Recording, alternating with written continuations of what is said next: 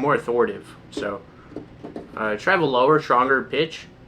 Try to cut out a lot of the ums and stuff like that you have in there. But other than that, you sound good, man. To be honest with you, though, man, I'm realizing that that's not really a duplicatable process. That's years and years and years of being in the industry and just knowing what I'm actually saying on the phone. I don't know how I'm going to train this guy to sound like me.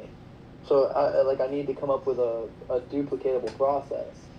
So, yeah, if you could PDF that to me, dude, that'd be dope. That's a great point you brought up, man, and one that took me years to learn. Because I used to be like, well, I sound really good on the script. Let me say this. But the thing is, people are going to have their own, like, they're going to have their own way of speaking. Like, people just authentically speaking, like themselves, is what does the best. Because I've had people do, like, the opposite style pitches of me that work really, really well.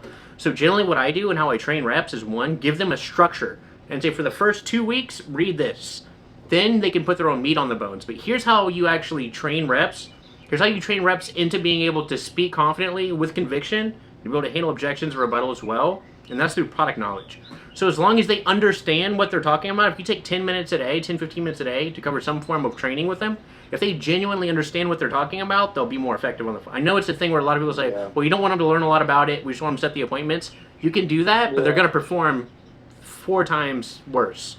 They're not going to have a growth curve. Sometimes I have ears. But that's how you break people out of that robotic style pitch, and again, just kind of giving them the freedom to be able to make the pitch their own as long as they're following. And you have to ingrain a structure for them at the beginning, and ways to handle, you know what I mean, and just playing calls and call reviews. There's things across the board that you want to train that always work, like not pausing at the beginning, not pausing after you handle an objection.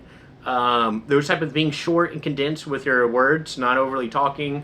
So there's things that work across the board, but they're not going to sound like you. They're not going to be as good as you. And if anything, just kind of get a general framework that they can all follow that's going to be, where at least as an operation, as a team, it's going to be consistent. You know what I mean? Everyone's using the same general script.